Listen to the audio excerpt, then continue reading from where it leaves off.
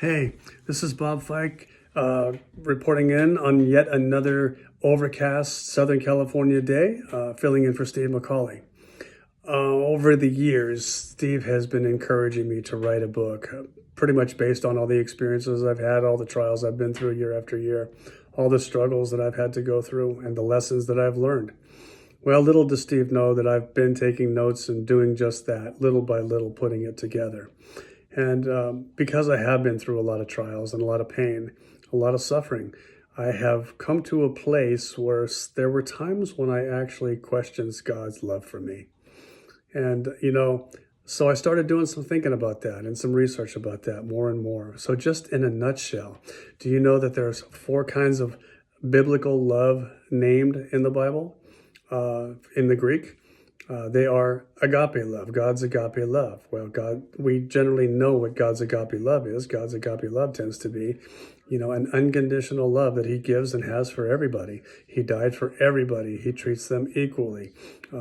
He shows no partiality to man, and everybody is important to him, and everybody is worthy of him giving his life for. And then secondly, we have storge love.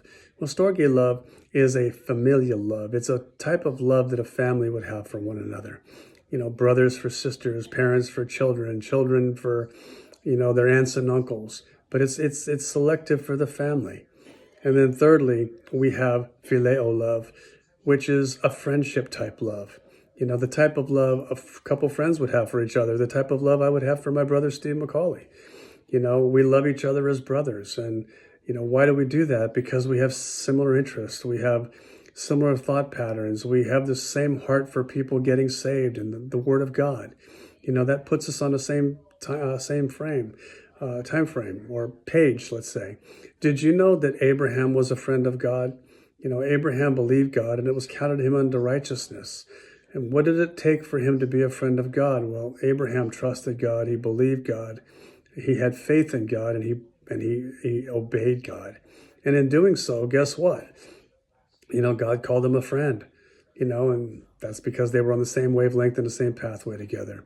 And then lastly, there's, eros love. It's the type of intimacy that a husband would share with a wife in the Lord. That romantic love, that union that they would have together. Well, anyway, the more I thought about it, the more I realized that, Jesus has all those same kind of love thoughts for us. If we are a Christian, he loves us unconditionally. But if we're walking with him and trusting him and following him, he loves us as a brother. If we are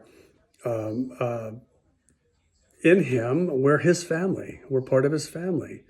And then yet, if we spend time with him and really walk with him and spend time in prayer, and if we spend time just in the Word, if we spend time in fellowship with other believers and following him, we develop an intimacy with God. I have learned over the years that in churches and in Bible studies that they call that having intercourse with God. We become one with him. We're on the same page with him. We're his family. We're his friend. And we have that intimacy. So I would challenge you today, where do you stand in your love for God? Are you a friend? Are you family? Are you intimate? Are you just receiving his agape love? You can have it all. And we should also project that love onto one another. Thanks. God bless you. Bye.